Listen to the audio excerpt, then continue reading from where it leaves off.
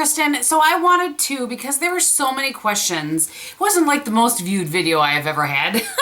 My review and first, or my, excuse me, demo and first impression on the Doll 10 Timeless 6-piece kit from QVC. There were lots of questions on wanting to know more information as far as how the products wore and that sort of thing. So what I want to do is in a hopefully a very short amount of time, I'm going to tell you about the products that were in this kit. If you want to see how they applied and my first impressions of them, I will link that video below for you, and you can get, you know, more of an idea of how these products looked on the skin. So first and foremost, I'm just going to kind of work in the box as far as, you know, left to right, the products that were in there, and that's how we will go through them. So the foundation is called the Doll 10 HydraGel Foundation. So you can see in that video my initial disappointment in the coverage, and I still am a little bit disappointed in that. I feel like what they showed on QVC wasn't exactly maybe the coverage that it gives. Having said that, I do wonder if I had had it in a different shade, if the shade would have made a difference. If I had gotten it in light, if that would have made a difference in the coverage. I'm not really sure, but I will tell you this. The more times I wore it, and I am wearing it today, particularly up around my scalp line where I kind of get a little more dry, on my chin, the more it wears throughout the day, the more it really shows those. And I find that very interesting because it's a Hydra gel. Like, I think it should be hydrating. Now, I did hear from a few oily people in my comments that they didn't feel like it held up for them either.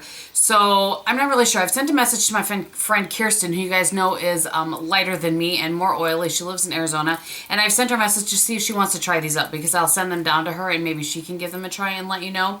So very quickly, the coverage is good coverage. It definitely builds up, and I think that it's a good coverage. It's very light on the skin. I don't have to set it with a powder. I'm doing this because you really can't feel it on your skin. So it's very light on the skin, and I like that. It doesn't wear long enough for me. I start noticing, like I said, I started noticing the dry patches appearing sort of the 3-hour point, and then it really starts to be a little bit patchy as of about the 6-hour point, as far as I feel like all of a sudden it looks patchy. So this one is not a winner for me. Like I said, I think I'm going to send this to Kristin if she's interested in trying it, and let her give it a go. But yeah, that's a disappointment for me. The Hydra Concealer, however, I really like this concealer. I feel like I could stand to have it in light as well. But now I've had it on again for a few hours, and it does not appear in my lines and wrinkles, and I really am impressed with that. So this one, you know, while I've offered to send it to Kristin as well, because I think that a dark, you know, the shade in light would do a little bit better for me. I really did like this, and I think if you're looking for a new concealer that isn't drying to your under eyes and gives decent coverage, this might be one to try. I also really appreciate that it's in a spout versus a doe foot. I prefer this sort of application method. So there are my thoughts on that. The brush that came with it, I like this brush. It washes up very well. The concealer end in particular, there's enough fluff there, but it's not too dense, so it actually does blend into your skin, and I like that about it. It reminds me a lot of the e.l.f. one that I love so much. And then this is, you know, sort of flat top kabuki, and it works really well. Again, isn't too dense where you can't blend it into your skin, and they both wash up very well. I just don't love the dual-ended thing, but, you know, to each their own on that sort of thing. All right, this product, these are kind of going almost in order of favorites. This product, I loved how it looked initially. I feel like, so this is the Kiss on the Chic Doll 10 Cream Balm, and it's also a HydraGel formula. So there's just a swatch, and there it is blended out, so you can see there.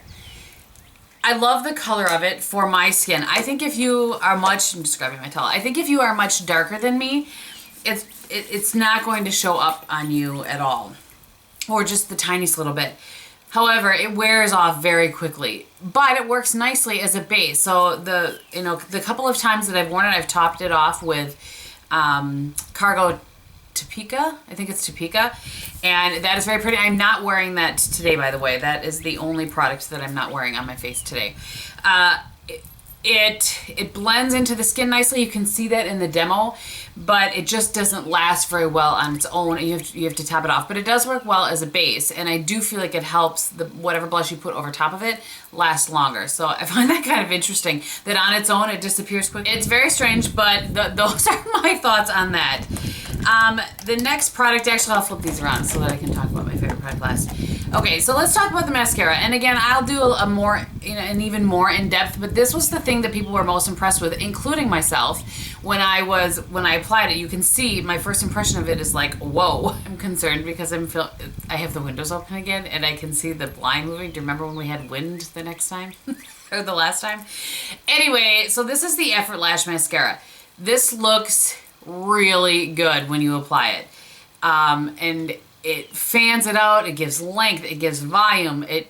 I feel like it doesn't claim to be curling, and again, my lashes have a natural curl to them, but I really feel like it adds to that, sort of upward movement that you want to see. And this is one of the reasons I wanted to bring you guys this review right away.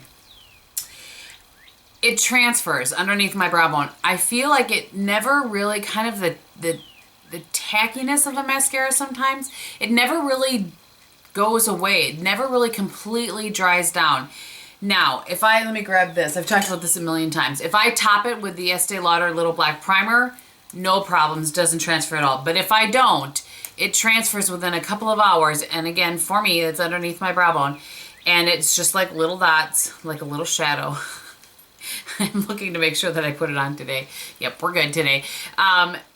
But it's worth it to me to work through this by topping it with this, because it does give the lashes such a nice look. If you don't ever have issues with transfer, you may not have an issue with transfer on this one, but I definitely did. So I wanted to let you guys know that. I tried to answer, well, I did answer every comment on that video, I always do, but I tried to make sure that I mentioned, what I'm trying to say is anybody that mentioned that they liked how the mascara looked in the comments, I tried to make sure that they knew that it transferred on me just a little bit. So I wanted to just kind of give that a mention. And lastly, I think it might be a toss-up between the mascara and this product, is this lip duo. I really like this, you guys. Now, I don't love the lipstick on its own, but this is with NYX Natural underneath it, lip liner and natural, and I really like how that looks. This is so I will tell you this, by the way, the lipstick, I'm just like verifying.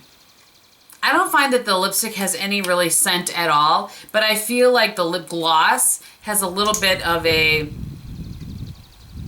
it's almost vanilla with some vacation added to it. Do you know what I mean? Did that make sense to anybody? So there's the gloss and then there's the lipstick. And this is in the shade Miss Bliss. The lip gloss is in Miss Bliss. They might both be, it just has the one label. I love this. This is perfect for work day for me. It wears well. It's not going to wear for you for like 6 hours or anything. It's not a long wear, but I don't know. It's very comfortable. It doesn't wear off quickly. It just, it's kind of like your normal amount of time. But like I said, very comfortable. I think in the winter I will really like it because it seems very nourishing. And I just really, really like this. I love how the gloss coordinates with the lipstick, but isn't the exact same shade as the lipstick. And I would and will get more of these. I really like this. It's so easy to toss in your purse. It's really, really good. So for me, the two winners of the kit would be the mascara and then that lip duo. And the lip duo kind of edges out the mascara a little bit only because it transfers, but it does look really good on your lashes. So I think this might have been longer than I intended. My apologies, but I really wanted to give you guys as much information as I could and a follow-up as quickly as I could on those products. Like I said, hopefully Kristin's interested in this. I will send them off to her. So on the rest of my face, this is the same day that I did the demo on the By Terry palette. So if you haven't checked that out, I will list that below. And that is what I have on my eyes and my face. I used the bronzer on my face. I used this shade right here on my eyes. This in my crease and a little of these in my crease. And I think that is everything. So thank you so much for watching. I hope you're having a great day. And in everything that you do, be beautiful. Bye.